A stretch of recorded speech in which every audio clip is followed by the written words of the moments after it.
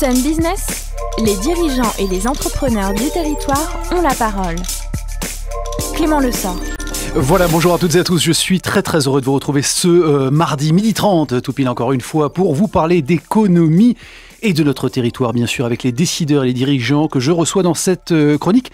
Arnaud Géhen, bonjour. Bonjour. Vous êtes le président d'ABAB, Atlantic Business Angels Booster. C'est un réseau d'investisseurs qui a été créé en 2007 par Gérard Estival, au titre de Nantes Atlantique Place Financière, NAPF. Je vais citer, pour commencer cette émission, Didier Alain Dupré, qui est votre prédécesseur à la présidence d'ABAB. Il nous disait la phase des premiers mois de la vie d'une entreprise innovante est cruciale. Les concours financiers, prêts d'honneur bien sûr, et pour l'intervention de la BPI également, banque publique d'investissement ou d'autres incubateurs sont souvent épuisés. C'est donc un maillon qui manquait et que vous venez combler dans le développement des projets de création en phase d'amorçage, c'est-à-dire dans les 24 premiers mois, Arnaud Géhen. Absolument. Les entreprises ont en général de la peine à lever des fonds au tout démarrage parce qu'ils ont une idée, les porteurs de projets ont un rêve, et un rêve c'est dur à acheter. Donc les banquiers qui font leur travail ont de la peine à aller financer ce genre de projet et ils demandent à juste titre qu'il y ait soit du love money, soit des business angels qui accompagnent les porteurs de projets. Vous dites qu'ils font leur travail, pour autant est-ce qu'ils s'investissent suffisamment justement dans cette prise de risque au démarrage en early stage? Ils ont suffisamment souffert dans les années 2009 pour avoir aujourd'hui quelques réticences à y aller fortement. Ils y ont été, aujourd'hui ils freinent un petit peu et ils n'ont pas les équipes pour faire l'instruction des dossiers suffisantes pour avoir un risque complètement mesuré. Donc ils aiment bien s'appuyer sur des réseaux d'investisseurs privés, anciens dirigeants, qui instruisent des dossiers, qui décident de mettre leur propre argent et à ce moment-là ils s'appuient sur leur investissement. Alors pour le sujet justement à l'attention des business angels, à quel moment doit-on faire appel à eux justement on parlait de phase d'amorçage, quel est le moment idéal dans la naissance d'un projet? Alors il n'y a pas de moment idéal. Ce qu'il y a de certain, c'est qu'on a des créateurs qui, s'ils ont un profil ingénieur, je caricature, vont vouloir développer leur produit et le produit ne sera jamais complètement développé et ils attendront pour le mettre sur le marché ou faire leur premier test de marché que d'avoir rajouté la dernière version. On va avoir celui qui a plus un profil commercial, qui va considérer qu'il est leader mondial, mais à qui il reste encore tout le développement, voire même l'imagination du produit à faire. Donc c'est à nous d'accompagner le porteur de projet pour lui dire à un moment donné, va tester ton marché, et nous on t'accompagne, ou bien attends pour tester ton marché, parce que tu n'es pas encore mûr.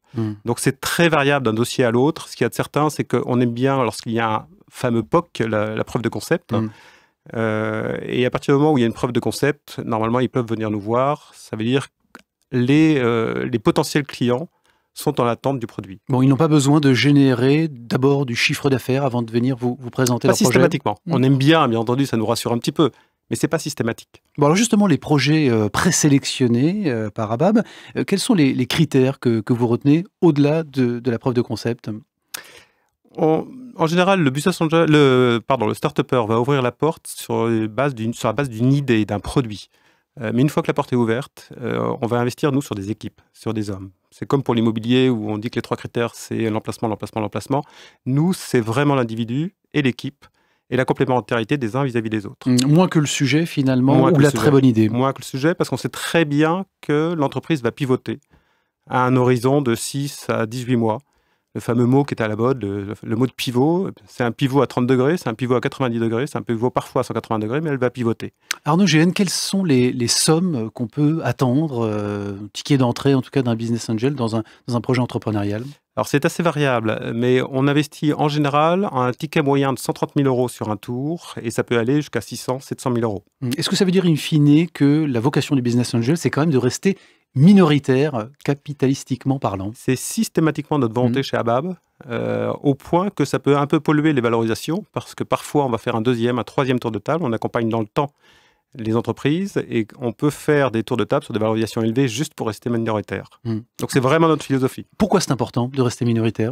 Parce qu'on ne veut pas passer à 51 par exemple. On ne veut en aucun cas prendre la direction d'entreprise. C'est le porteur de projet qui est maître de son avenir complètement. On est là pour lui apporter du conseil bénévolement, mais en aucun cas, on ne veut prendre la direction d'entreprise. Alors justement, au-delà du financement, quelle est la nature de cet accompagnement? Comment est-ce qu'on est, en tant que business angel, utile sans être envahissant, sans faire de l'ingérence? Je préférerais que ce soit les entrepreneurs qui vous répondent, mais nous, notre philosophie, c'est d'utiliser un mot qui est galvaudé aujourd'hui, mais qui est la bienveillance. On est extrêmement bienveillant à l'égard de nos porteurs de projets et on les accompagne lorsqu'ils en ont besoin.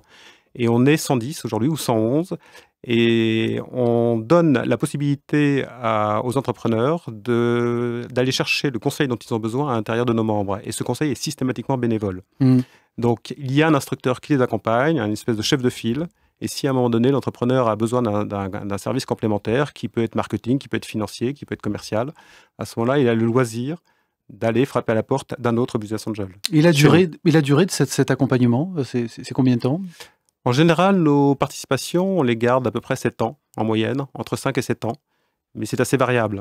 Ça veut dire qu'au-delà du financement, il apporte ses conseils et son réseau également ? Absolument. Un business angel est là pour ouvrir des portes, pour ouvrir son réseau et de temps en temps pour ouvrir sa poche aussi, pour financer l'entreprise. Alors justement, 6 à 7 ans d'accompagnement, vous avez parlé du ticket d'investissement au démarrage.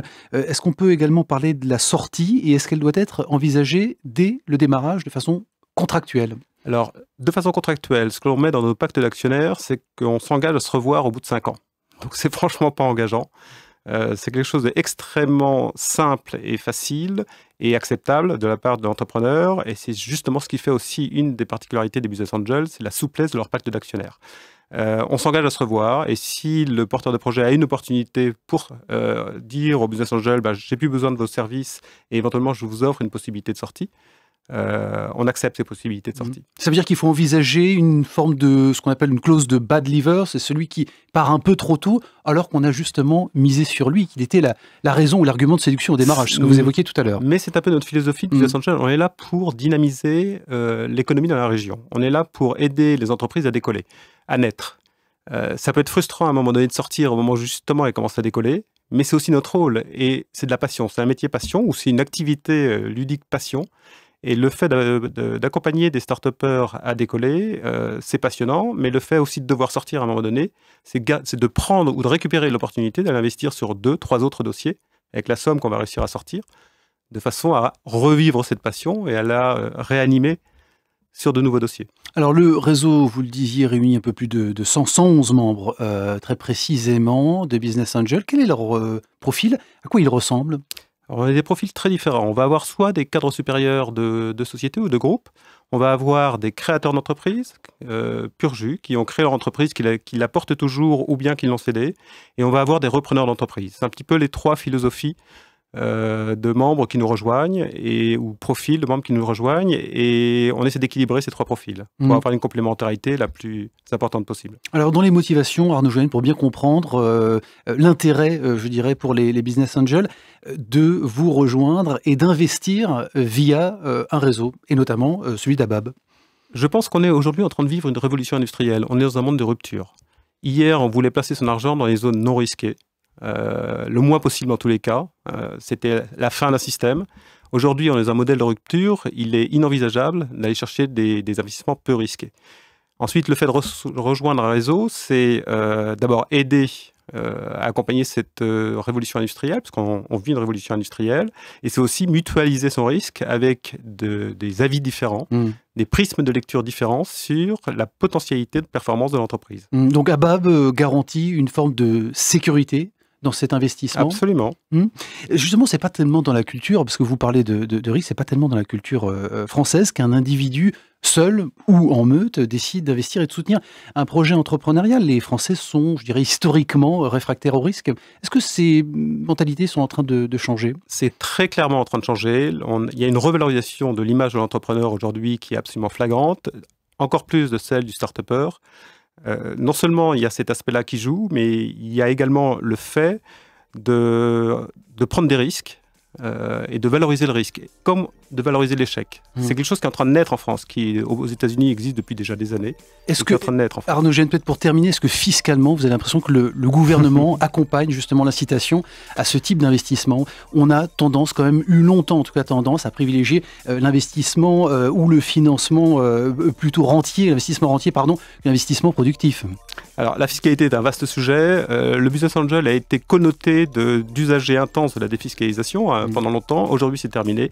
Les lois ont changé. Il n'y a plus d'intérêt fiscal à investir dans une start-up par rapport à une grande entreprise, même si c'est peut-être dommage, parce qu'on devrait avoir un intérêt à la sortie, pas à l'entrée. Je pense que c'est une très bonne chose de ne plus avoir de différenciation à l'entrée, mais à la sortie, on devrait peut-être avoir une différenciation de fiscalité sur celui qui investit dans une start-up qui prend vraiment plus de risques que celui qui investit dans le CAC 40. Ça veut dire que de cesser de le considérer justement comme une niche fiscale, ce type d'investissement. Ce n'est pas une niche fiscale. En termes de gains, pour terminer, en quelques mots, entre la mise de départ, est-ce que vous pouvez escompter? C'est quoi, c'est x5 Alors, non, pas du tout. Ça, les x5, on est plus dans le monde du fonds d'investissement. Nous, on est dans... D'abord, ce qu'il faut bien préciser, c'est que chacun investit individuellement. Donc, on est tous libres de nos investissements. Ce n'est pas un fonds qui investit dans des startups. C'est individuellement choisi d'y aller ou de ne pas y aller. Et ensuite, donc, ça dépend des choix qu'on a pu faire. Si on essayait de globaliser la performance globale en supposant que tout le monde avait investi dans les mêmes dossiers, on aurait aujourd'hui un retour sur investissement, ni plus ni moins. On n'est pas nécessairement dans la recherche de plus-value, on est avant tout dans la recherche de l'accompagnement et de la dynamisation de la région. Depuis la création de l'association en 2007, 11 millions d'euros investis, 51 projets accompagnés. Quel est le pourcentage de ceux qui existent encore aujourd'hui ? Alors sur les 51 projets accompagnés, il y en a 33 que nous avons toujours en portefeuille. Il y en a 6 qui ont été cédés avec des plus-values. Et donc, ça vous en fait 39. Et il y en a 12 donc, qui ont malheureusement périclité. Bon, bilan plutôt satisfaisant. C'est un bilan satisfaisant. Général Arnaud Géhen, président d'ABA, merci d'avoir été dans nos studios. Vous pouvez retrouver bien sûr cette émission sur l'application MySean et sur les réseaux sociaux de la radio. J'en profite très rapidement pour vous dire que la semaine prochaine, je recevrai Nicolas Racon. Il est directeur des grands comptes entreprises, le nouveau directeur des grands comptes entreprises pour la Caisse d'épargne Bretagne Pays de la Loire. Merci pour votre fidélité au son unique. Excellente journée, à très bientôt mardi prochain.